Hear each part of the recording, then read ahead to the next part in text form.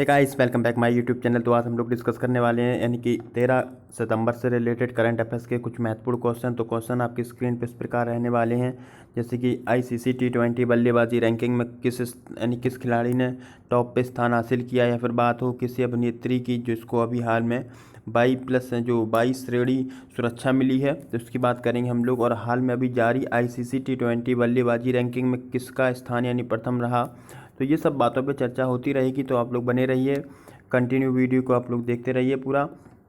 तो हाल में क्वेश्चन यानी पहला है, हाल में गृह मंत्रालय ने किस अभिनेत्री को 22+ जो श्रेणी सुरक्षा प्रदान की है, तो वो किसको की है? तो इसका राइट आंसर दोस्तों क्या हो जाएगा? तो इसका राइट आंसर दोस्तों हो जाएगा कंगना रनौत, जो कि आपको तस्वीर में दिख रही होंगी इनकी। हालांकि आप लोगों ने कई मूवी वगैरह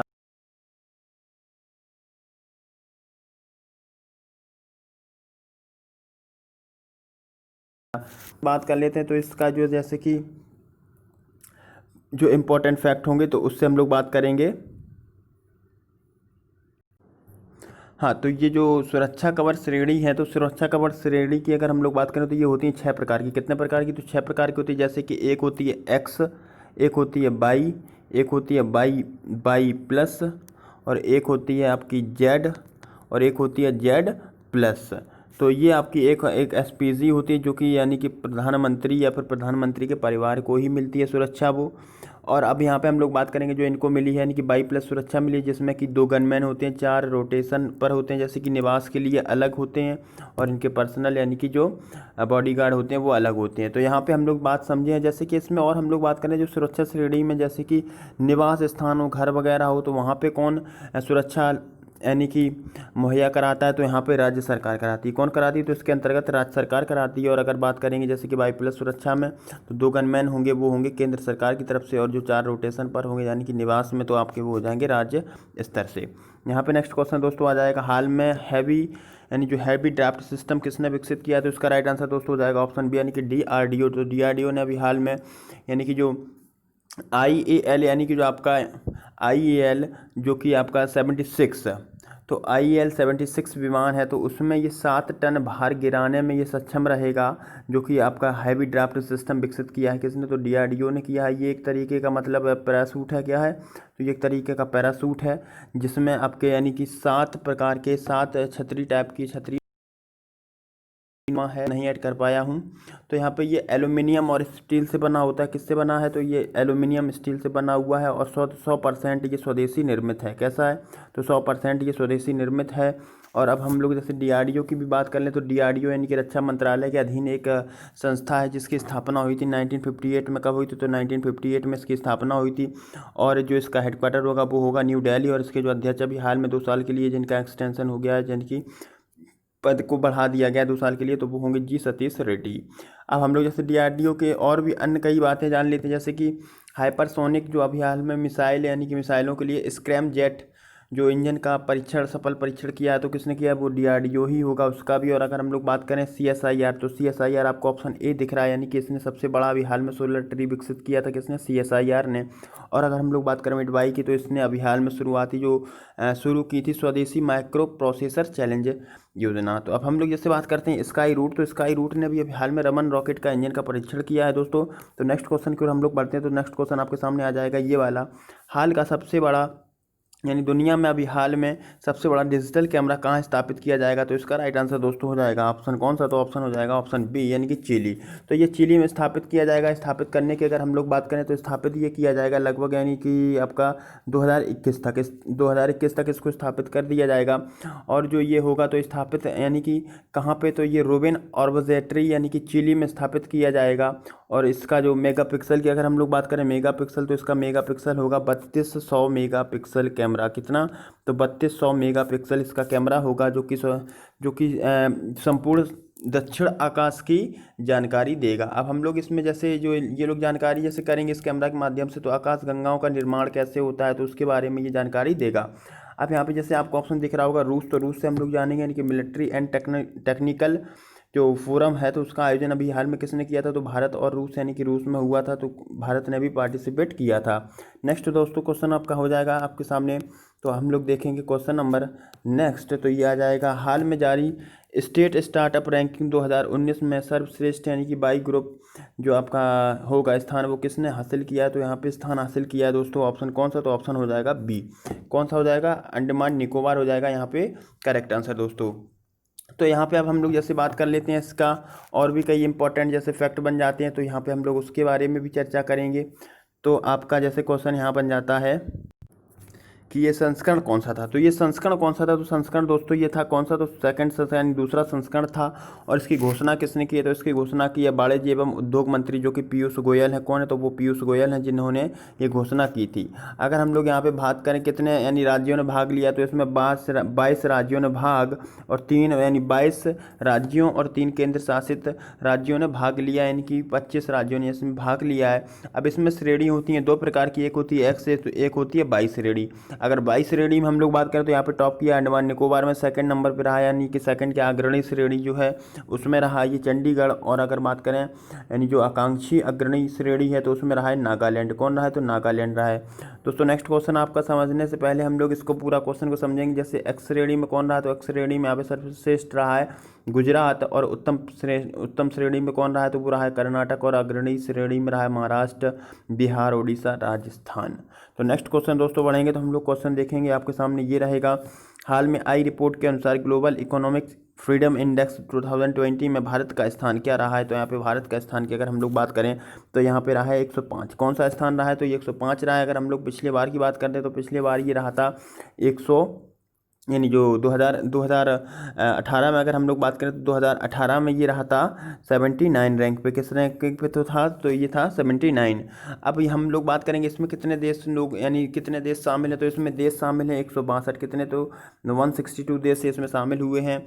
अब इसको जारी किसने किया? तो इसको जारी किया कनाडा के यानी कि जो फ्रेजर इंस्टीट्यूट है तो उसने इसको जारी किया। और अगर हम लोग बात करें भारत में किसने जारी किया इसको, तो भारत में जारी किया गया उसके यानी कि कनाडा फ्रेजर इंस्टीट्यूट के अकॉर्डिंग यानी भारत में जारी किया है। Think tank centre for civil यानी कि जो सोसाइटी दिल्ली ने इसको किया है। अब हम लोग यहाँ पे जैसे बात करते हैं तो 2018 में रैंकिंग हो गया है टॉप पे। हालांकि 2000 अगर हम लोग यहीं अभी हाल की बात करें 2020 की तो इसमें टॉप किसने किया? तो टॉप किया है हांगकांग ने। किसने किया? तो टॉप किया है हांगकांग ने। फर्स्ट स्थान हासिल किया। सेकंड स्थान अगर बात करें तो सेकंड स्थान हासिल किया सिंगापुर ने। किसने?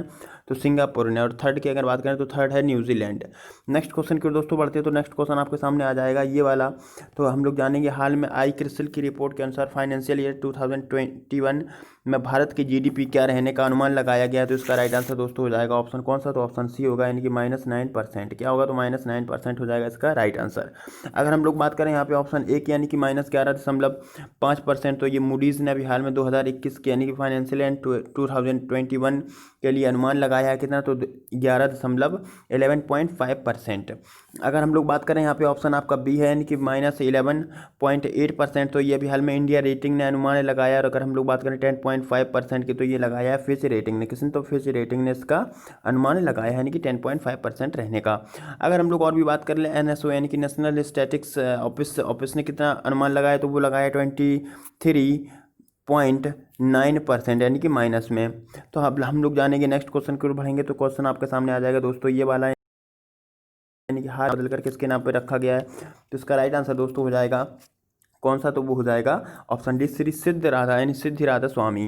तो इनका यानी इसका नाम यानी हुबली स्टेशन का नाम बदल के अभी हाल में दोबारा यानी कि अभी हाल में इसका नाम और बदला गया था। इससे पहले यानी कि 5 साल के अंदर इसके नाम 2 बार बदल चुके हैं। तो हम लोग इसकी बात जैसे कर लेते हैं जैसे हुबली स्टेशन। तो हुबली स्टेशन यानी कि अभी हम लोगों ने हाल में पढ़ा था यानी कि सबसे लंबा प्लेटफॉर्म कौन बनने जा रहा है? तो वो बनने जा रहा है हुबली यानी कि ये 1400 मीटर प्लेटफॉर्म जो बनेगा वो बनेगा 1400 मीटर का। कितने का? तो 1400 मीटर का। अगर प्रेजेंट टाइम की अगर हम लोग बात करें तो अभी हाल में हालांकि 1400 मीटर का जो बनेगा तब होगा। इसका रिकॉर्ड अभी हाल में है गोरखपुर का। अब हम लोग जैसे यहाँ पे बात कर लेते हैं और भी इम्पोर्टेंट इससे जुड़े फैक्ट। तो आपको ऑप्शन दिख रहा होगा ऑप्शन ए यानी कि वीर सावरकर। तो अभी हाल में वीर सावरकर यानी कि नाम वीर सावरकर के नाम पर कर्नाटक फ्लाईओवर के नाम को रखा गया यानी कर्नाटक फ्लाईओवर का उद्घाटन हुआ है इन्हीं के नाम पर इनकी वीर सावरकर के नाम पे।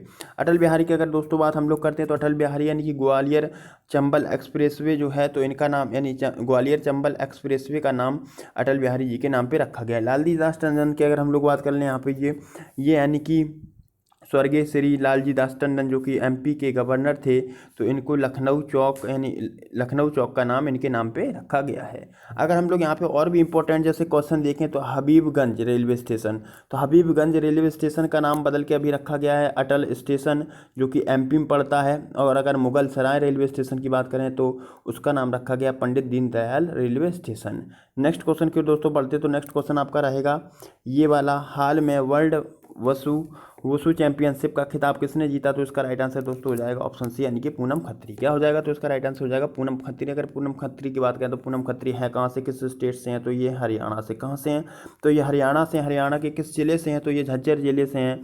और अगर हम लोग यहीं से बात करें झज्जर जिला, तो क्यों इंपॉर्टेंट है झज्जर जिला? इसलिए इंपॉर्टेंट है क्योंकि जो भारत का सबसे बड़ा कैंसर अनुसंधान संस्थान कहाँ पे स्थित है? वो झज्जर जिले में है। अगर हम लोग बात करेंगे इसको जीतने वाली ये भारतीय किस नंबर के क्रम में, यानी भारत में किस क्रम में हो गई हैं? तो ये तीसरे क्रम में, यानी व्यक्तिगत रूप से तीसरे क्रम में है। जैसे कि फर्स्ट स्थान पे यानी कि जैसे रहेंगे यहाँ पे क्रम के अनुसार तो रहेंगे पूजा कादियान, और सेकंड पे है प्रवीण कुमार, और थर्ड पे है अब आ गई है कौन? तो है पूनम खत्री। नेक्स्ट आपका क्वेश्चन दोस्तों और आ जाएगा अगला। तो उससे पहले हम लोग यहाँ पे जो आपको दिख रहा होगा ये तस्वीर, तो ये एक पुलिस अधिकारी भी हैं। कौन है ये? पुलिस अधिकारी भी हैं एक। तो नेक्स्ट क्वेश्चन की ओर दोस्तों बढ़ देंगे। तो ये क्वेश्चन रहेगा, हाल में जारी ICC T20 बल्लेबाजी रैंकिंग में कौन खिलाड़ी टॉप पे रहा है? तो खिलाड़ियों की अगर बात करेंगे तो यहाँ पे राइट आंसर दोस्तों हो जाएगा डेविड मलान। क्या होगा? तो इसका राइट आंसर दोस्तों हो जाएगा डेविड मलान। तो डेविड मलान ने प्रथम स्थान हासिल किया T20 यानी कि बल्लेबाजी रैंकिंग में। और सेकंड नंबर पे अगर बात करेंगे तो सेकंड नंबर पे आ गए हैं कौन? तो बाबर आजम आ गए हैं। और थर्ड नंबर पे अगर बात करें तो ये हो जाएंगे एरॉन फिंच। और फोर्थ नंबर पे अगर बात करें तो ये हो जाएंगे KL राहुल जो कि भारत से हैं। तो ये हैं इंडिया से। और जो फर्स्ट स्थान ग्रहण किया है वो है इंग्लैंड से। कहाँ से हैं? तो वो इंग्लैंड से हैं। और अगर सेकंड की बात करें तो ये आपको दिख रहा होगा नहीं, बाबर आजम, तो ये पाकिस्तान के हैं। हालांकि खिलाड़ियों या प्लेयर से रिलेटेड क्वेश्चन आता होगा तो मन में आपके एक अलग ही उत्साह सा जागता होगा, क्योंकि ये मैच की बात है ना, खेल की बात तो सबको अच्छी लगती है और सबको पता होगा किस देश से ये लोग बिलोंग करते हैं। तो अगर एरॉन फिंच की बात करें तो ये हो जाएंगे आपके ऑस्ट्रेलिया से। अगर हम लोग यहीं पे दोस्तों बात कर लें जैसे कि टीम की T20 टीम रैंकिंग में किस देश ने यानी कि प्रथम हासिल स्थान किया है? तो यहाँ पे हम लोग जैसे कि टीम की बात करेंगे तो टीम में हो जाएगी ऑस्ट्रेलिया।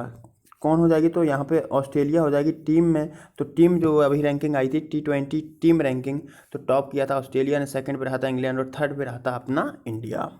तो यहाँ पे हम लोगों ने जा रहा है ये क्वेश्चन। अगर इंग्लैंड की बात हम लोग कर लेते तो क्वेश्चन के अकॉर्डिंग अगर हम लोग इंग्लैंड की बात कर लेते, जो कि आपको खिलाड़ी दिख रहे हैं जो मलान जी, तो ये इंग्लैंड के हैं। तो इंग्लैंड की कैपिटल क्या हो जाएगी? तो लंदन होगी। करेंसी होगी पाउंड स्टर्लिंग। नेक्स्ट क्वेश्चन की दोस्तों बढ़ते हैं। तो नेक्स्ट क्वेश्चन आपके सामने आ जाएगा ये वाला, हाल में निम्न में से किसे नोबेल पीस प्राइज 2021 के लिए नॉमिनेट किया गया है? तो नॉमिनेट कर दिया गया है किसको? तो डोनाल्ड ट्रंप को कर दिया गया। क्यों कर दिया गया? तो इसका भी आप लोगों को कारण पता होगा, क्योंकि अभी हम लोगों ने क्वेश्चन को डिस्कस किया था कुछ दिनों पहले, जैसे कि इजराइल और UAE।